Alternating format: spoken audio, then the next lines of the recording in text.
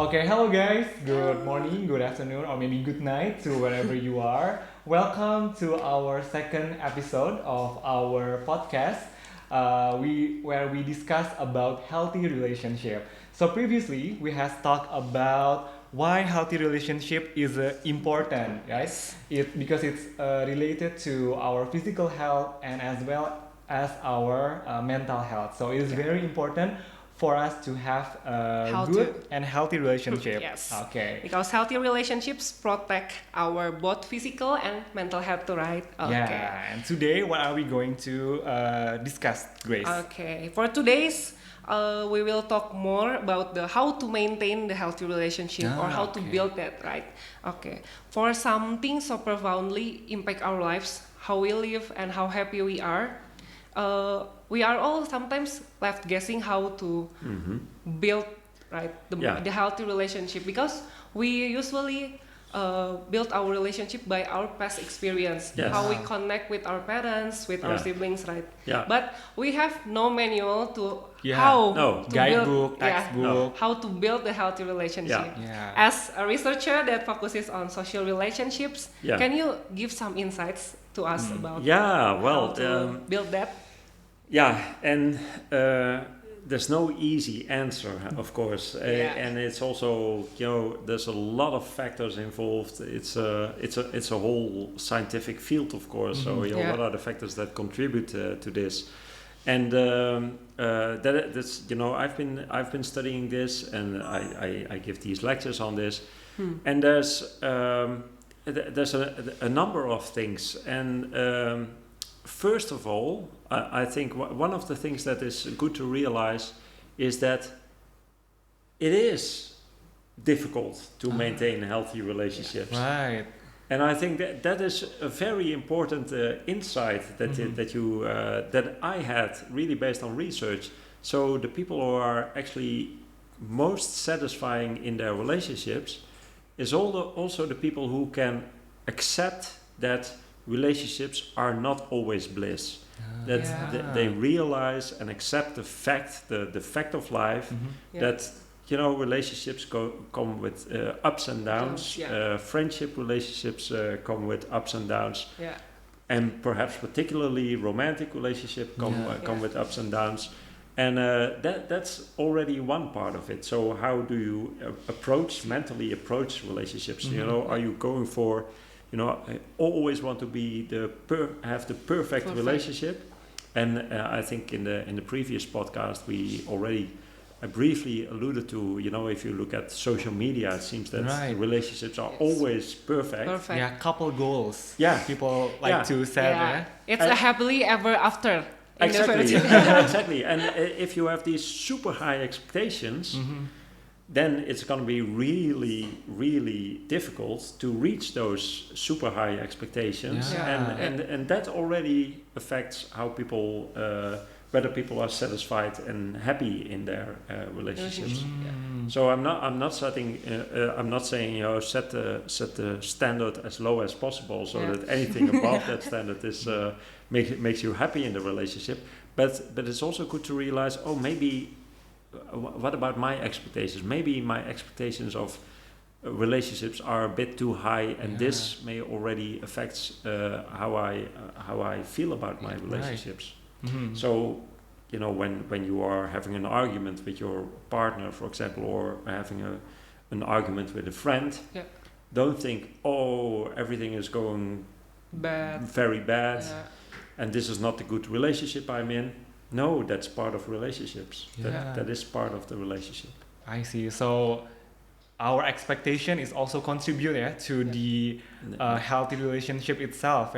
Setting a realistic expectation is also a very important part. It's very important part, and I think to some extent that's where it sometimes starts. Having, like you say, realistic expectations of what a relationship can be like, and what to expect from a relationship.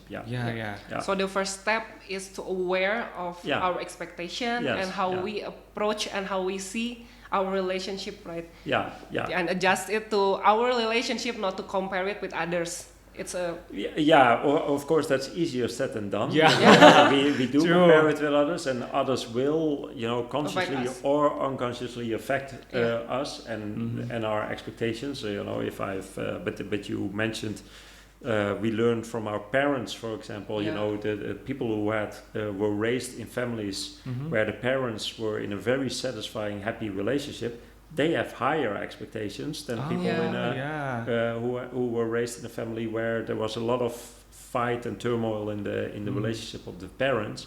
Yeah. They may enter a relationship with lower expectations. So it will other relationships, the relationship of your parents or the relationship of your friends, or what you see on social media, whether you like it or Yeah. not, it will affect your expectations. Yeah, just like you said, easier to set than done, yeah? Yeah. Yeah. Yeah.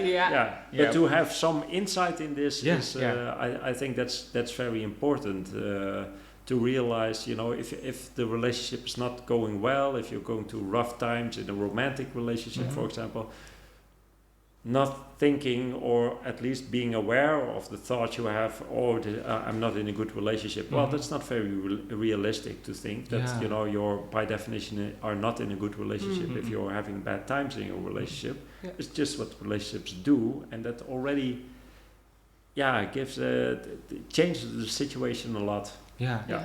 Okay, I just had insight. So you said that we had to set a realistic expectation, and happily ever after or like couple goals is too superficial, yeah, not Yeah. realistic. Yeah, So not realistic.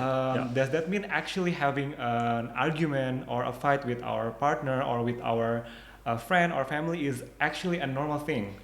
It's a very normal thing. Mm. It's unavoidable. Yeah. I mean, when you think about a relationship, that it's two people are entering a relationship, either as friends or as romantic partners, and those are two people with different backgrounds, with a different personality, with different goals in life, with different preferences. Yeah. And it cannot be always the case that those preferences and goals align and Yeah. you have the same opinions, and, Yeah. and it's simply impossible. Right, so right. there will be disagreements. Mhm. So disagreements or conflict in and of itself is not a problem. What is different between happy and unhappy relationships is how you deal with them. Yeah. How you deal with conflicts. Mhm. And one thing that what happy couples do is they are better able to set aside what happened and not keep ruminating, keep thinking about what happened. That is very negatively affecting relationships. But again, that's easier said than done. Yeah. But it is important. Okay. Yeah, Okay. very So you mean communication is the key to a healthy relationship?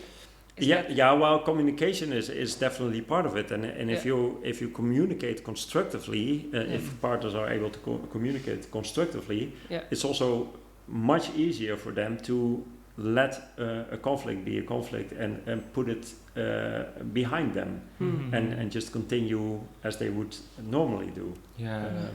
And you also said like to put aside, like when you have an argument, from what I learned, that we have to know that it's not our relationship is not defined by only one conflict. Yeah? Exactly. So we don't need to overthink about one difference opinion. Only in one occasion. We have to learn where it's just a one-time argument, right? And it's to put it aside. We will learn from the differences. Indeed, even conflict, and if you are able to constructively deal with the conflict, and as a couple or as a couple of friends, it will actually strengthen your relationship, because it will build trust in the relationship, for example. Right. Nice insight. Very nice insight, because I think from what I've heard or maybe observed, maybe in Indonesia, a lot of people actually avoid conflicts. And so I think they think that being as one, quote unquote healthy relationship means no argument at all, no conflict at all. So because it is as a matter of fact, it is uncomfortable, Yeah. but it is also like what you said is unavoidable. It's Yeah. normal. Yeah, exactly. It's part of life. Part of life, Yeah. Yeah. So it's a very important, Grace, to actually notice that, to understand that, Yeah. and have that in our mindset. Yes. Yeah, Yes. Yes. okay. Yes. You said that we have to set a realistic expectation. We also have to accept the differences and Yeah, accept that relationship is not just a good ones. We also have bad ones, Yeah, right? yeah, Bad yeah. experiences sometimes. Yeah. Do you, from what have you, your research maybe, do you have any insights about the practical key ingredients to Yeah. maintain or to build a healthy relationship? Yeah. Well, there are a couple of them, and Yeah. we just covered a few ones, let's see. So, for example, it's also not only how people act in the relationship and respond to each other in a negative situation. So, how people deal with conflict.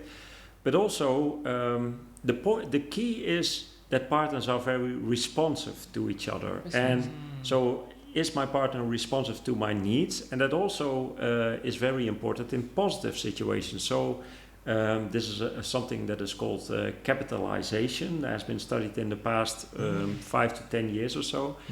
And that is the realization that researchers at some point have. You know, if I come home and I tell my partner tonight, I had this fantastic experience in the podcast. You know, we recorded the podcast and it was really very lovely. And when my partner responds with, "Oh, that's so nice for you, tell me more," you know, then my partner is responsive, and that tells me that my partner actually cares for me and for my well-being. She put the interest in you, right? She puts an actual interest in me. But what we see in unhappy couples is that in these type of situations, I had a fantastic podcast experience today, and the partner responds with, "All right, can you pass me the salt?" You know, if you're having dinner together, and not paying any attention to. And that really shows me, my partner is not really interested in me, and that has long-term outcomes negative outcomes on the relationship. So it's really shown whether your partner really shows an interest in you is also one of the keys that research shows as an ingredient. Another one, if I can continue, Yeah, of course.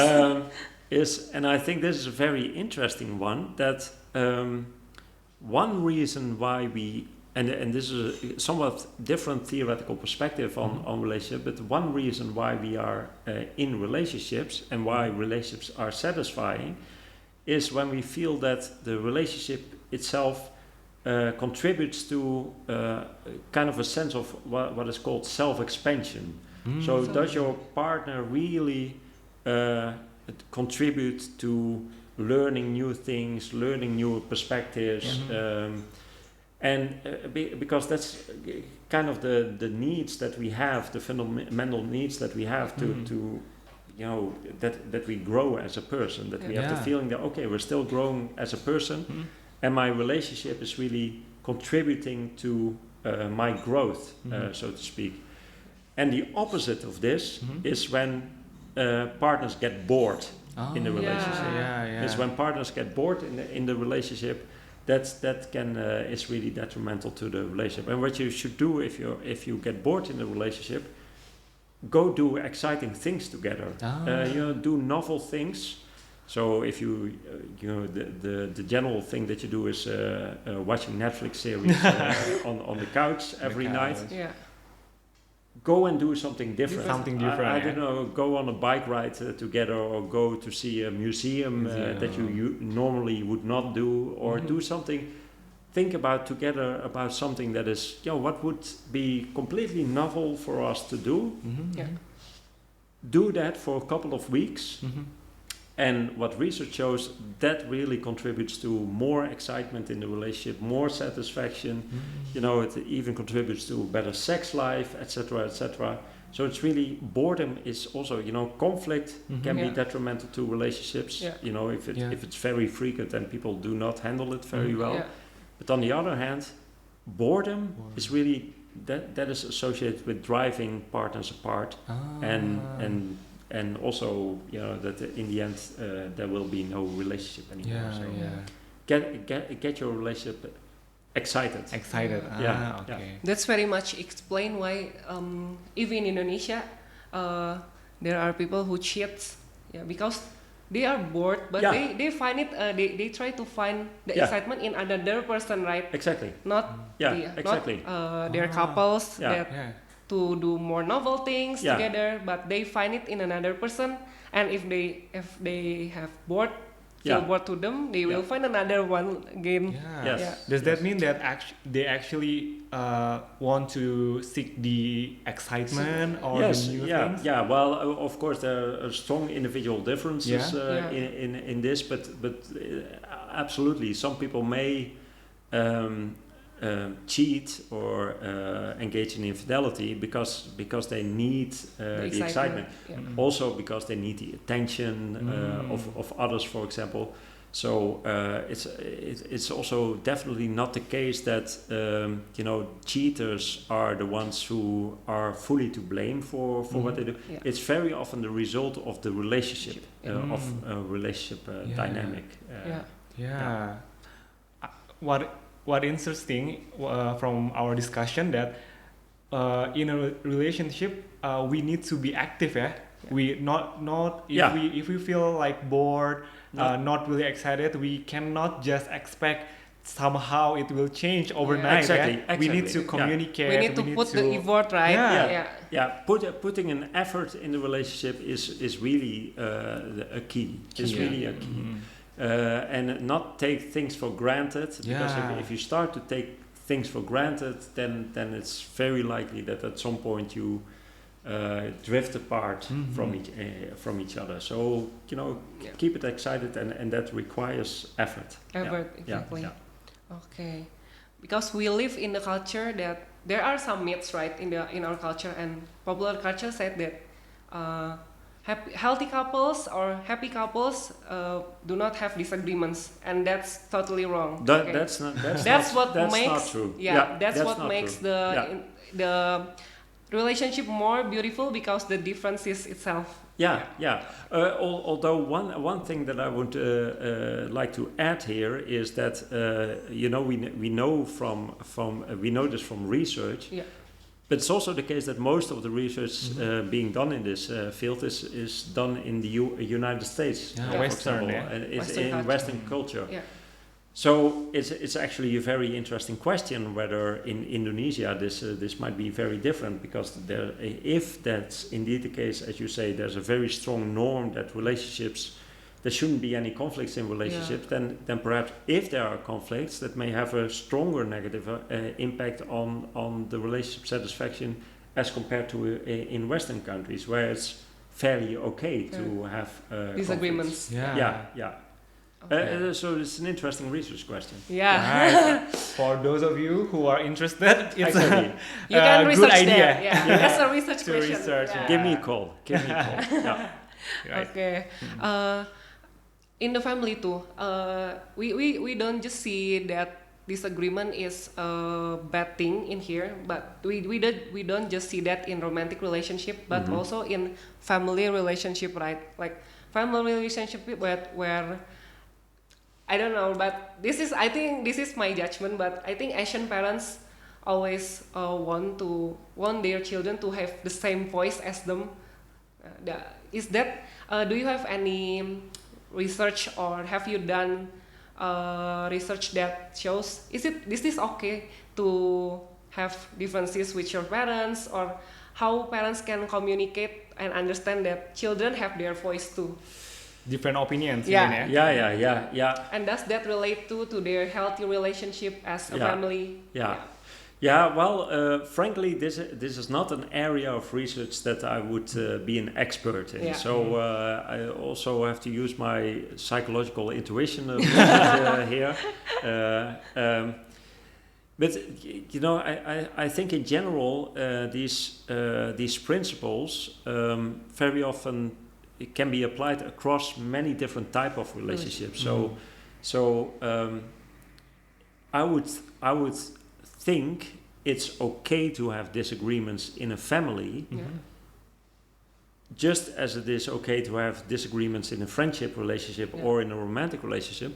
But really the crucial thing again is, you know, how do you deal with conflict and how do you continue once you had a disagreement? Do you get stuck in it, or are you able to constructively, talk about it and discuss it and then, leave it behind you and actually make the relationship better?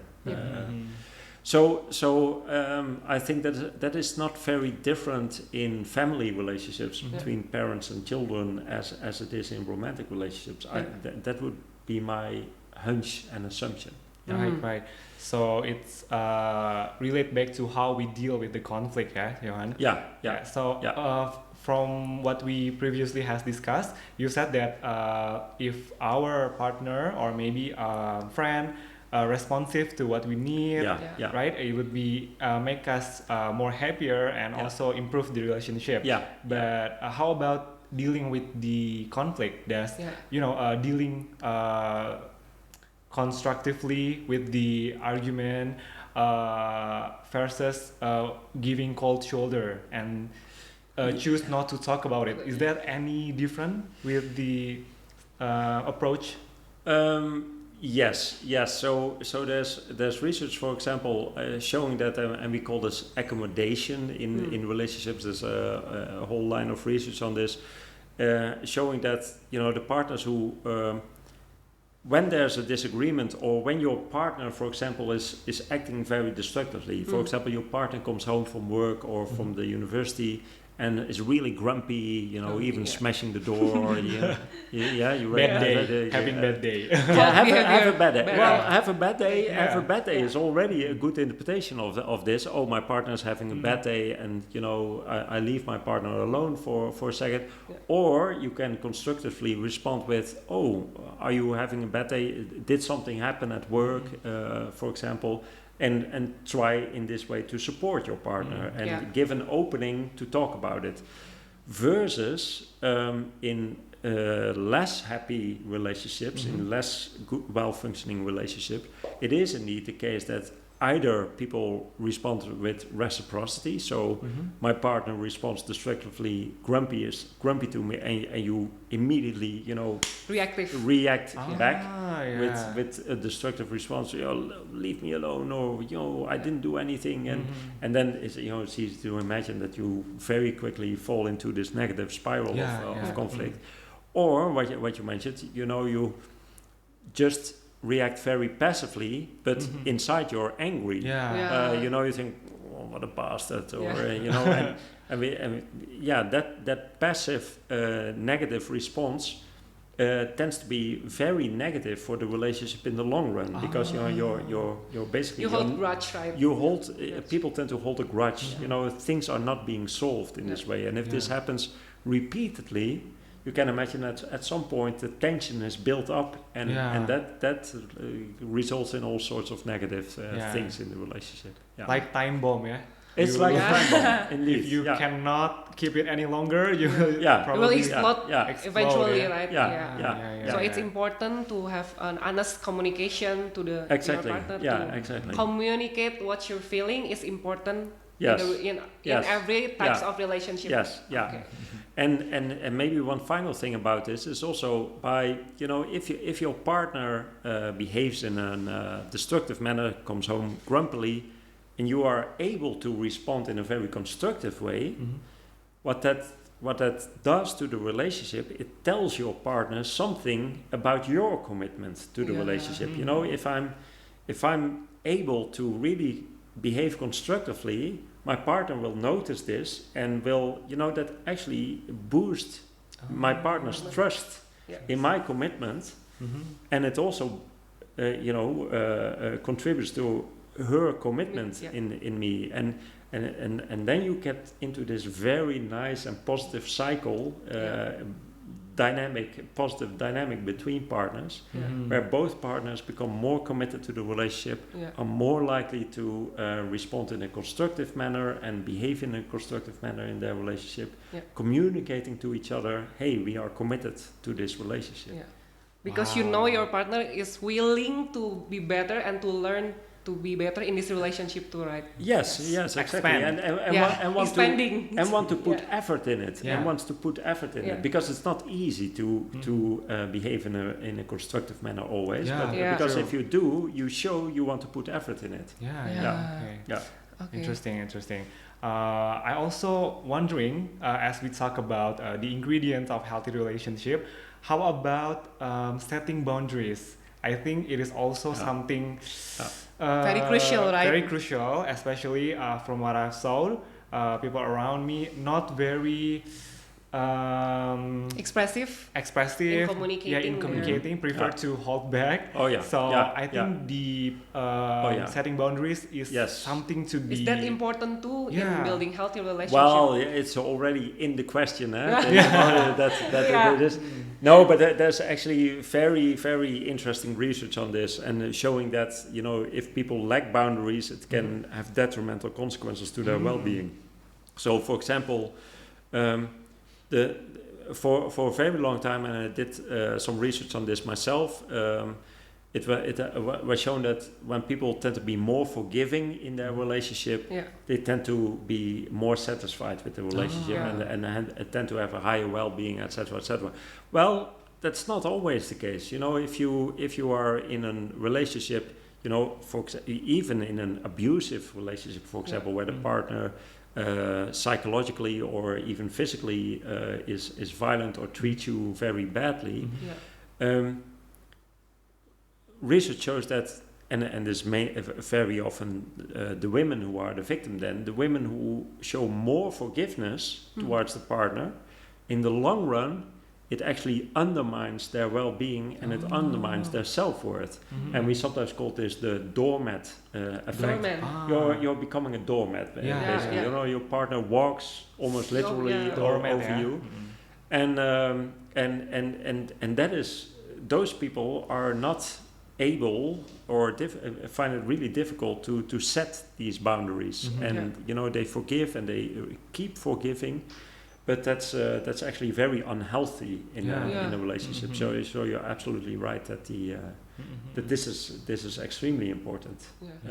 Again, it's about expressing our honest feeling to our partners, right? What we need, and if we don't feel okay, just let our partners know, right? Exactly. And that is not a guarantee that your partner will then respond constructively in return. But it indeed, or at least it offers the possibility for your partner to respond differently than he or she would normally do. And if in the end that does not work, there's also boundaries in terms of, at some point it might be better to actually leave the relationship, of course. If it's really unsafe in a relationship, then an option of leaving the relationship can be the best option. Okay. For the past 30 minutes, we have talked about the key to maintain relationship. It starts from our awareness, and our awareness to be fully aware about expectation about the relationship, and to be responsive, to have an open communication also, and to put respect and to put effort to our relationship, right? And not getting bored. The excitement. That's the excitement, guys. And that's the most easy thing you can do yourself. That's easy to do. All the other things are quite difficult. Can be quite difficult. It takes a lot of effort. But just go and do some exciting things together. That is, you can do it. Tonight. You can start doing it tonight. You can plan surprise novel thing for your partners, for your partner, or maybe your friend, your family. You can do that as well. Excitement is a key in the building healthy relationship too. Okay. Thank you. We would like to thank all of you who have listened and watched our second episode of our podcast. talking about healthy relationship. In the next episode, what are we going to talk about, Grace? We will talk more about our individual differences that makes our relationship more exciting. Okay. Thank you. Thank you.